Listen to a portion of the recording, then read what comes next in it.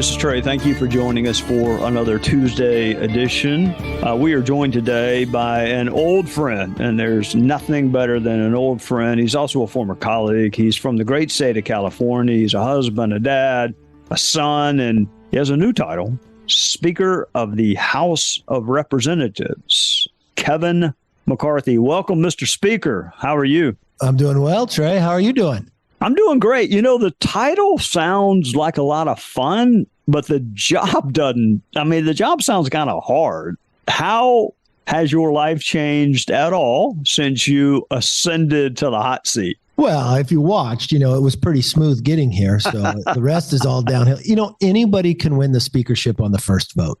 There's only a few of us in the history books that take a little longer. And like most things, if it's worth fighting for, it takes a little longer to get. And so, no, I'm really actually enjoying the job. And as you know, we've been friends for a long time. And this was at one time an opportunity to have this job prior that didn't turn out right. And I'm much better prepared now. And the interesting part is we had to go earn it this time. And I think you savor that more.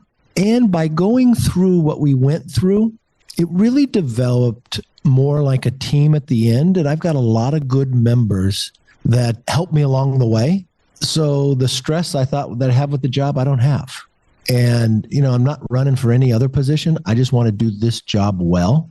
And so focused pretty mainly, we've got a big job to do. There's a lot of big crises out there. There's some that are short-term, some are long-term. But I feel very fortunate to be able to be in the position to actually be able to do something.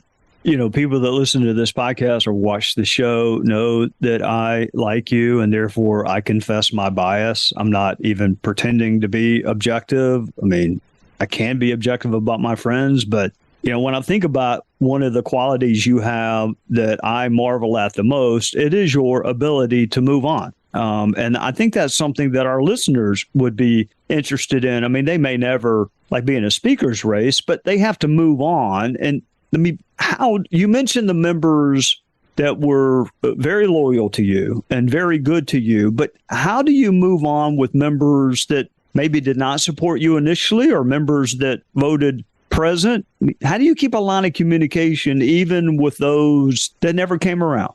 Well, now remember, I'm Irish and Italian, so I never forget and I get even. But no, that's joking.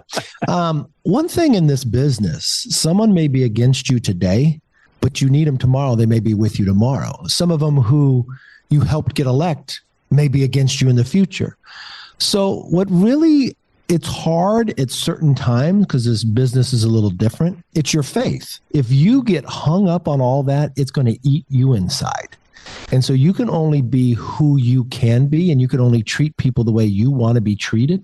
And I try to do that on both sides of the aisle even. We've got a new minority leader. And I sat back and I thought, okay, now I'm speaker. What am I going to do? I'm going to treat him the exact same way Pelosi treated me. And I came to the conclusion, no, I'm going to treat Hakeem the way I wanted to be treated. And I think that's a place that the country would want. Now, I understand there's some people who are never going to be with me. I'm going to have a very honest discussion with them. If somebody had a legitimate beef with me, I get that too. But the one thing I have realized is after you win, a lot of those people change their opinion.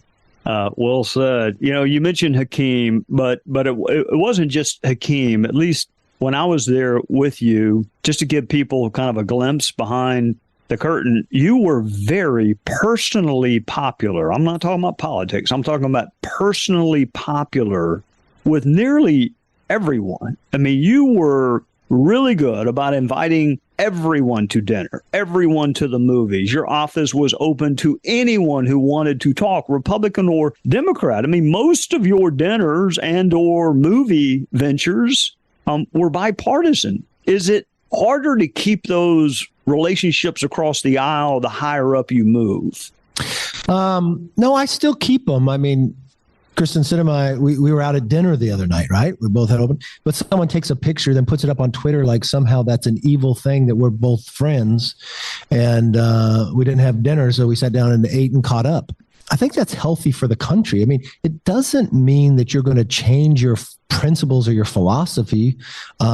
It's actually mean you're going to be more productive. You might be challenged on them, but it's like anything in society. You're friends with a lot of people. You have no idea what registration they are. And I think the country wants you to fight for your principles, but at the same time, they want you to get something done. And understanding who they are and understanding what they are on the other side is very important. And I think you have a better chance of doing it instead of demonizing one another. Like I was sitting with somebody last night who's pretty famous, he happens to be from Hollywood. He's made some of the most famous pictures, and he hadn't met me before. And he sat down and we were just talking.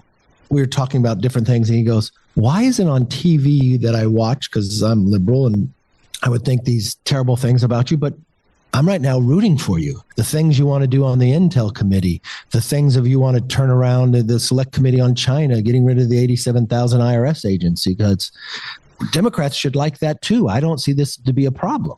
And, we have friends on, as you did too, you had friends on both sides, but at times, sometimes society would criticize them to be friends with you. And that's what's wrong. I mean, think about the Ronald Reagan and Tip O'Neill world.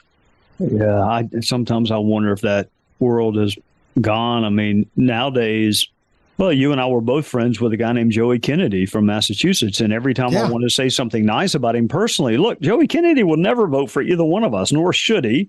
But you can still have a relationship with someone. I feel like I have to apologize to him every time I say something nice about him because I'm sure he catches flack. Let me ask you about two things. Expectations.